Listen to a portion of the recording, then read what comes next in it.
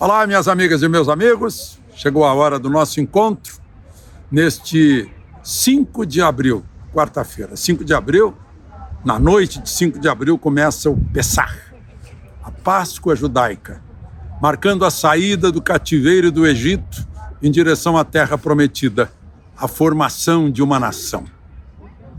Eu estou aqui na Fundação Gulbenkian, Calouste Gulbenkian. Foi um magnata, um filantropo, um visionário inteligente, colecionador de arte. Aqui na Fundação Calouste Gulbenkian há uma coleção maravilhosa de arte, além desse jardim maravilhoso que vocês estão vendo. Mas o que tem a ver Calouste Gulbenkian com a Páscoa judaica? É que Gulbenkian é um armênio, e os armênios sofreram antes o que os judeus sofreram com Hitler. 1915, o genocídio dentro do Império Otomano dos armênios. E depois o Holocausto dos judeus com Hitler. Lembrando isso para que nunca mais aconteça. Porque a humanidade precisa de paz. Paz, shalom.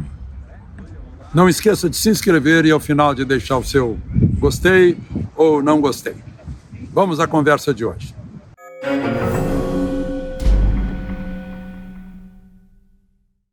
Pois é, eu falei em genocídio dos armênios, dos judeus e os nossos assassinatos diários. Agora com criança dentro de uma creche. O presidente se manifestou falando em monstruosidade. O deputado Deltan Dallagnol, que foi do Ministério Público, falou em monstro. Eu fico me perguntando, que monstro fez isso? 25 anos, motoboy, já tinha dado uma facada no padrasto quando era adolescente. Aí tem medida socioeducativa que não funciona, porque depois teve passagem pela polícia por lesão corporal, por droga, e agora matou 4 crianças numa creche de 4, 5, 7 anos. Feriu mais 4. Pulou o muro para entrar nessa creche, uma creche chamada Cantinho Bom Pastor. Aí pegou a moto da empresa, do patrão para quem ele trabalhava, e se entregou num batalhão da PM, 25 anos. Pegou uma machadinha.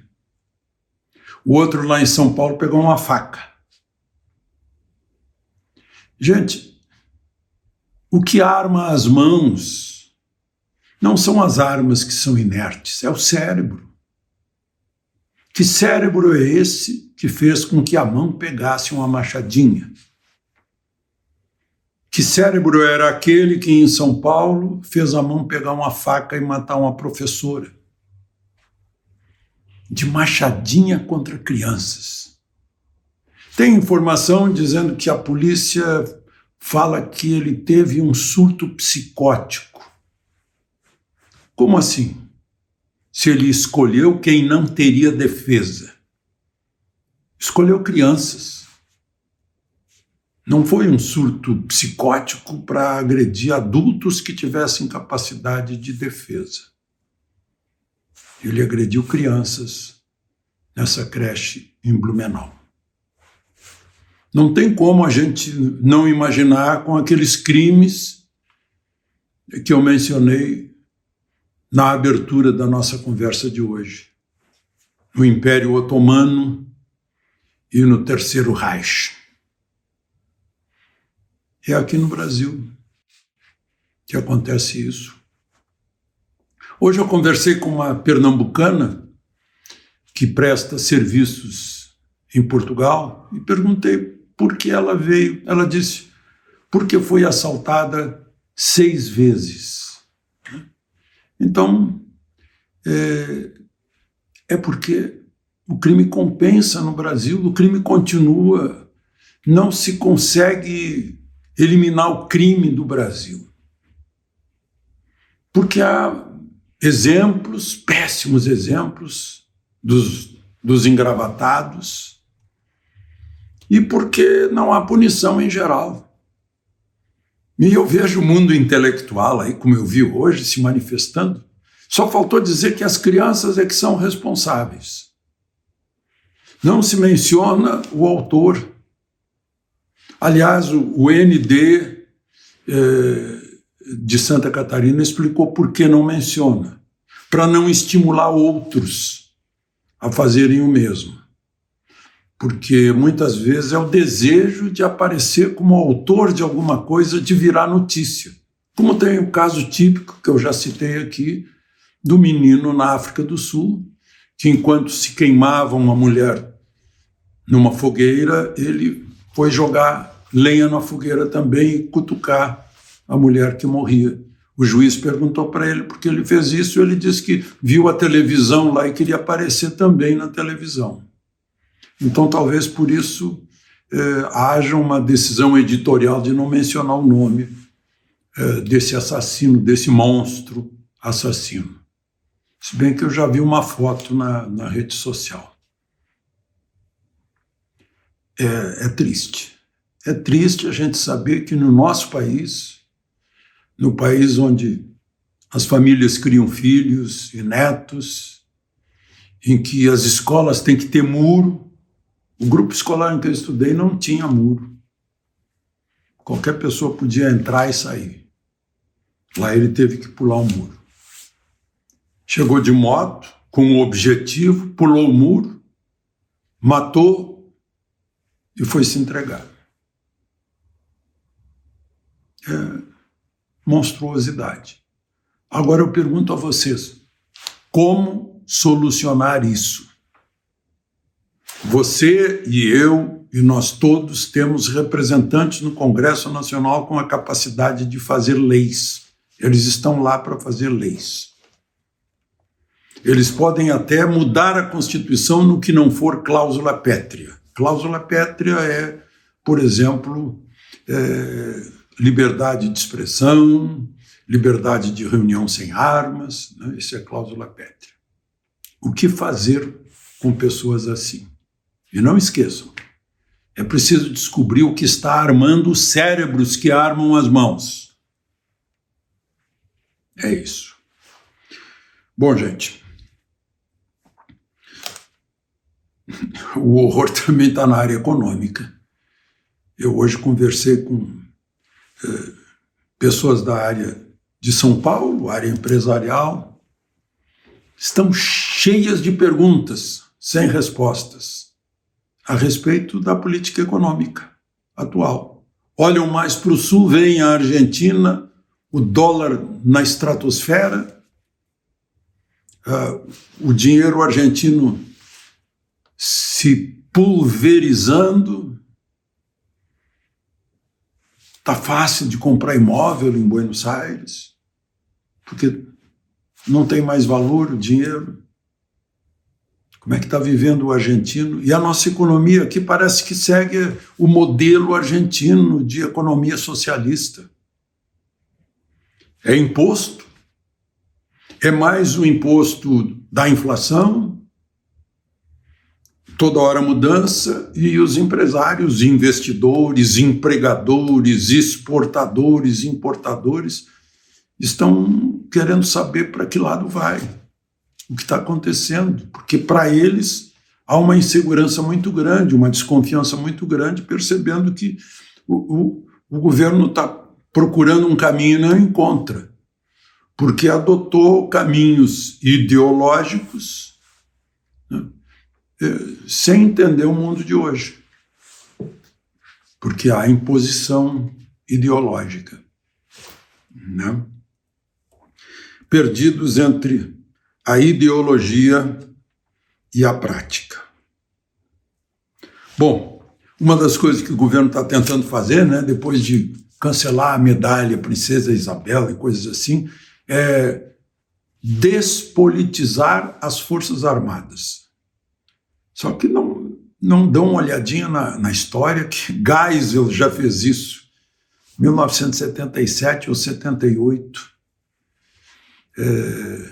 tirou o poder do alto comando, poder político, o alto comando passou a ter poder militar apenas, né? E dali se encaminhou para a devolução do poder aos civis. Militar que vai para outra função, ele tem 2 anos para se decidir, ou ele vai para a reserva. Isso já está lá no artigo 142 da Constituição, né? Mas estão querendo fazer algo que desestimule o militar a pensar em política. Ou seja, todo cidadão brasileiro é político. E o militar não pode ser político, fica estranho, né? O militar já não pode ser filiado a partido político. Ele, estando na ativa, não pode ser filiado a partido político. Mas todo ser humano é um ser político.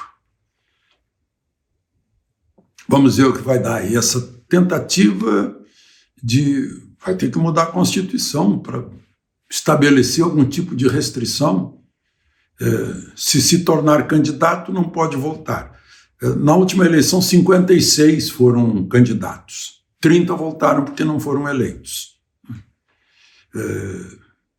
Enfim, está lá a regra. 2 anos de outra função, de uma função política, enquanto isso permanece afastado da ativa. Mas ele continua na ativa, mas fica afastado para exercer função política, depois volta. É mais uma mexida que tem cheiro de revanche ou algo assim, né? Bom,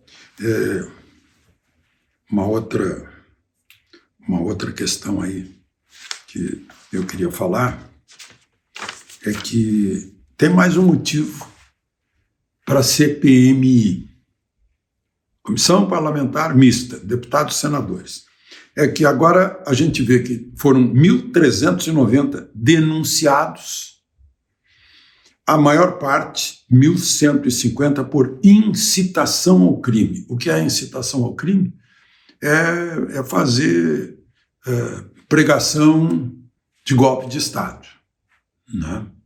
Se bem que está lá na Constituição, numa cláusula pétrea, uma das alíneas do artigo 5º, dizendo que todo mundo tem o direito de se reunir sem armas. Se eles estavam lá sem armas, tiveram o direito de reunião, e no inciso 4º está dizendo que é livre a expressão do pensamento, vedado o anonimato.